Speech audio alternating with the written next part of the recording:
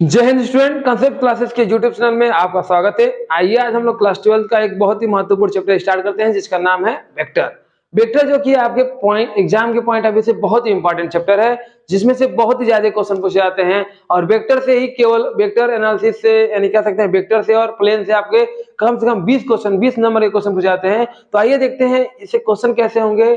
उस क्वेश्चन को जाने से पहले हम लोग को जानना पड़ेगा इसका बेसिक क्या होता है, मतलब इसका आधार पहले रखेंगे तभी तो हम लोग जान पाएंगे इसका किस तरह बेसिक डॉट प्रोडक्ट करते हैं, क्रॉस प्रोडक्ट करते हैं, प्लेन का इक्वेशन कैसे निकालते हैं, स्ट्रेट लाइन का इक्वेशन कैसे निकालते हैं, नॉर्मल का इक्वेशन कैसे निकालते हैं। 3D में देखिए हम लोग 3D पढ़ रहे हैं, अब 2D में नहीं पढ़ रहे, 3D में, इसलिए यहाँ वेक्टर आ गया। तो वेक्टर क्या होते हैं, यानी कि हम जानते हैं भौतिक राशियां जो होती हैं दो प्रकार की होती हैं, एक होते हैं डायरेक्शन वाले, एक होते हैं बिना डायरेक्शन वाले। जैसे अगर हम कहें कि अगर हम दूरी चल रहे हैं तो दूरी का कोई डायरेक्शन नहीं होता है, क्या दिए 2 किलोमीटर, तो 2 किलोमीटर दूरी कहीं भी जा सकते हैं, left right right east west कहीं भी जा सकते हैं, तो ये भी एक दूरी होगा। लेकिन वही हम कह दें कि हमारी डिस्प्लेसमेंट, तो डिस्प्लेसमेंट क्या होती है, एक किसी डायरेक्शन में होती है, तो इसलिए क्या होता है ये देखिए क्या होता है तो हमें क्या करना पड़ेगा, भौतिक राशियां क्या होती है, दो प्रकार की होती है।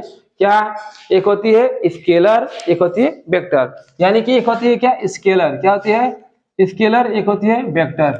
तो स्केलर में होता है अदिश राशि, क्या होता है अदिश राशि, इसे सदिश कहते हैं। ध्यान दीजिएगा अदिश किसे कहते हैं, जब किसी राशियों में केवल और केवल मैग्नीट्यूड हो, यानी कि मापांक हो केवल, तो उसे हम लोग कहते हैं स्केलर क्वांटिटी, है ना, स्केलर क्वांटिटीज। ठीक है, जैसे हम कहते हैं चाल हो गया, दूरी हो गया, ठीक है, द्रव्यमान हो गया, घनत्व हो गया, आयतन हो गया, ये सब सभी चीजें क्या है, केवल इनमें क्या होता है मैग्नीट्यूड होता है, इसलिए क्या होती है यह अदिश राशियां होती हैं। अब सदिश राशियां क्या होती हैं, बस इसका जस्ट थोड़ा सा और आगे चला जाएगा, यानी कि ऐसी भौतिक राशियां जिसमें मैग्नीट्यूड के साथ साथ क्या हो, डायरेक्शन भी हो, यानी नॉर्थ साउथ ईस्ट वेस्ट ऐसा उसमें जिक्र हो, चाहे ना अगर उसमें होता है तो क्या होंगी, भौतिक राशियां क्या कहलाएंगी, वेक्टर क्वांटिटी यानी कि सदिश राशियां कहलाएंगी। जैसे कि अगर हम कहें, बताइए बल, ध्यान दीजिए बल हम लोग लगाते हैं तो किसी न किसी डायरेक्शन में लगाते हैं। अगर हम इधर बल लगा रहे हैं इसका मतलब क्या है, किसी न किसी डायरेक्शन में टुवर्ड्स हो रहा है, इसलिए क्या होता है, यह वेक्टर क्वांटिटी होती है। आइए अगर हम कहते हैं वर्क डन, वर्क डन मतलब W, है ना, W यानी कि कार्य। पूछता है कभी कभी एग्जाम में कि बताइए इनमें से कौन भौतिक राशियां सदिश राशियां नहीं है, तो आपको जानना पड़ेगा ना कौन सदिश राशि है कौन अदिश राशि है, तब तो आप एक नंबर में एमसीक्यू में सॉल्व करेंगे। तो भौतिक राशियां क्या है, कैसी होनी चाहिए, जिसमें डायरेक्शन भी हो मैग्नीट्यूड भी हो, तो उसे हम क्या कहते हैं, वेक्टर क्वांटिटी कहते हैं। यानी कि वेक्टर को अगर हम कहें तो देखिए वेक्टर एक जो होता है इसे हम कहते हैं, अगर ए और बी है, ए बी कोई लाइन है, इसे हम लोग कहते हैं इनिशियल पॉइंट, इसे कहते हैं टर्मिनल पॉइंट। तो हम लोग वेक्टर को रिप्रेजेंट कैसे करते हैं, वेक्टर इसको हम लोग तीर द्वारा रिप्रेजेंट करते हैं। तीर मतलब ये होता है कि आगे की तरफ टुवर्ड्स है, यानी डायरेक्शन किधर है, इधर बी की तरफ, है ना, ए से बी की तरफ डायरेक्शन है। अगर ए बी ए लिखा हो, अगर बी ए लिखा हो, इसका मतलब डायरेक्शन किधर हो, बी से ए की तरफ है, क्या है, बी से ए की तरफ। तो ये क्या होता है, आपको वेक्टर को रिप्रेजेंट करने का ये तरीका होता है। वेक्टर ए बी यानी किसी भी क्वांटिटी पर अगर हम लोग एरो लगा देते हैं तो क्या होती है, किसी भी क्वांटिटी मतलब क्या होती है, कोई ऐसी क्वांटिटी जो फिजिकल मतलब वो भौतिक हो, ऐसा ना हो कि कोई भी स्केलर पर लगा दें, वेक्टर होना चाहिए तभी तो लगाएंगे। यानी जब वेक्टर होगी तो उसके ऊपर किसे रिप्रेजेंट करेंगे, हम लोग एक तीर द्वारा रिप्रेजेंट कर देंगे, तो ये क्या हो जाएगी, भौतिक राशि हो जाएगी। तो देखिए जो ये आपका होता है, क्या नाम है चलिए देखते हैं, थोड़ा सा डिस्टर्बेंस, हाँ देखिए अगर वेक्टर ए है तो इसकी मैग्नीट्यूड होगी, तो किसी भी वेक्टर का जो मैग्नीट्यूड होता है, मैग्नीट्यूड वेक्टर ए बी है, इसका जो मैग्नीट्यूड होता है उसे हम लोग इस तरह से रिप्रेजेंट करते हैं। मान लीजिए कोई क्वांटिटी आ गई वेक्टर ए, है ना।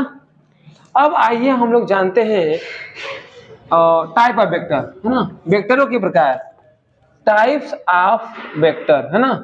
टाइप्स ऑफ वेक्टर, बहुत जरूरी है जानना, क्योंकि यही बेसिक हमारा होता है। बीचों बीच में क्वेश्चन में ये सब आ जाते हैं तो बाद में हम लोग कर नहीं पाते हैं, सोचते हैं कैसे होगा कैसे ना होगा। तो इसे बेसिक को आपको जरूर में जरूर पढ़ना होगा।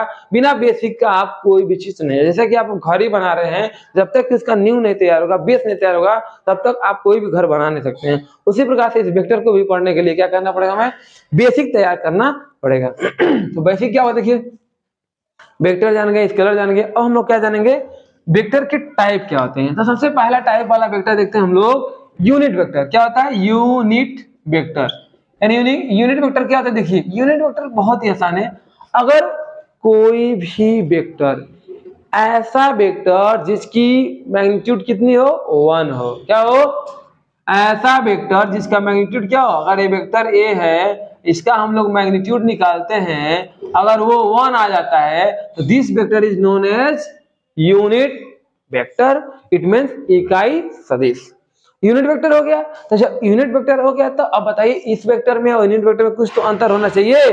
तो वो अंतर क्या होता है, इस तरीके से ए कैप द्वारा हम लोग अंतर इसको करते हैं। यानी जब किसी भी वेक्टर के ऊपर अगर कैप लगा हो तो उसको समझ लेना चाहिए क्या है, यह यूनिट वेक्टर है। तो यूनिट वेक्टर निकालने का एक फार्मूला भी होता है। अगर मान लीजिए कोई वेक्टर दिया रहता है तो vector A divided by mod of vector magnitude of vector है ना।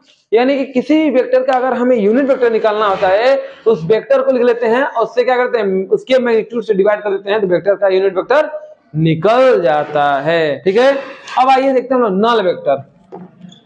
नल माने क्या होता है, नल्ला। नल्ला मतलब एकदम जीरो जो हो, यानी कि जीरो जो होता है उसी को नल कहते हैं, नल्ला नालायक कहते हैं। उसी प्रकार से नल वेक्टर क्या होता है, देखिए नल वेक्टर किसे कहते हैं, ऐसा वेक्टर जिसकी मैग्नीट्यूड क्या हो, एकदम नल हो, यानी खत्म हो।